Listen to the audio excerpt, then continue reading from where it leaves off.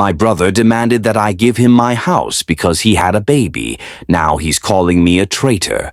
So last week, my brother Mark showed up at my house out of the blue, holding his newborn in one arm and a folder of papers in the other. He said he had something important to discuss. I assumed he needed advice about the baby or maybe just a break from being a new dad. I couldn't have been more wrong, right? As I offered him coffee, he cut me off mid-sentence and said, "You don't need this house anymore. You should give it to us. We've got a baby." Now, at first, I actually laughed. I thought it was one of his weird jokes, but then I realized he wasn't joking. His face was dead serious. I just stared at him, waiting for a punchline that never came when I asked him what he was talking about. He launched into this long-winded explanation about how he and his wife Jessica are barely making ends meet with their tiny apartment. Apparently, their landlord raised the rent, and they were struggling to cover expenses with the new baby. And because I'm single and financially stable, he decided I should give him my house. Let me explain. This house was left to me by my grandparents when they passed a couple of years ago. It's not a mansion or anything, but it's my dream home. I grew up visiting it every summer and had a lot of memories tied to it. When it became mine, I poured almost all my savings into renovations. New kitchen, new floors, even updated the plumbing. It's not just a house to me. It's my safe space. I tried to be calm and rational. I told Mark, "I'm really sorry you're struggling, but this house was left to me for a reason. I've worked hard to make it my own," but he wouldn't drop it. He said, "You don't have a family. It's selfish to keep this all to yourself when we have a child to think about."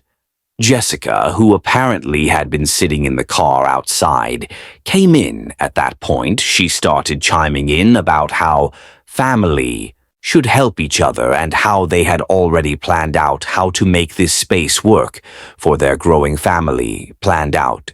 She even had the audacity to suggest I could rent a nice apartment somewhere, since I'm just one person. I was dumbfounded. I told them flat out, "This is my home, I'm not giving it up." That's when things got nasty. Jessica started crying. I swear it felt fake, and said something like, "I knew she wouldn't understand. She's always been selfish." Mark got more aggressive and accused me of hoarding resources. He actually said it's not fair that you have all this while we're struggling to get by. At this point, I was so angry I could barely keep my voice steady. I asked them to leave, but Mark dropped his folder of papers on my coffee table and said, "Think about it.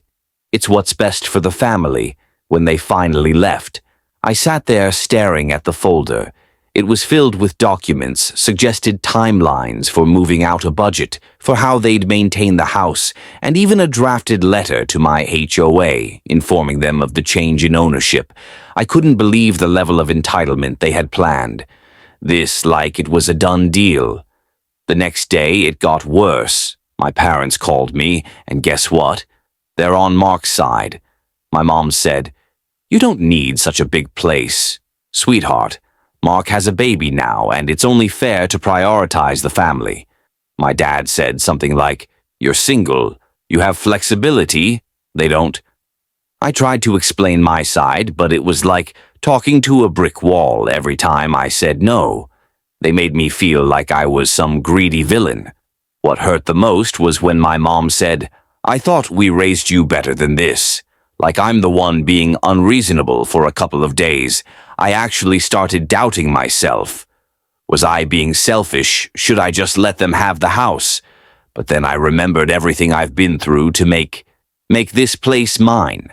The late nights scraping wallpaper, the weekends spent installing cabinets, the years I saved every extra penny to make it happen.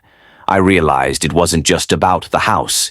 It was about how little they respected my boundaries or my hard work.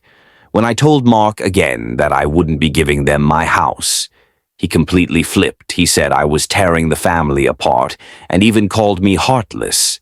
He stormed off, and later that night, Jessica posted a long, dramatic Facebook rant about toxic relatives who turn their backs on family in their time of need. She didn't name me directly, but it was obvious who she was talking about. Some of my extended family have already started messaging me, asking why I won't help poor Mark and Jessica. Now I feel like I'm being ganged up on from every angle.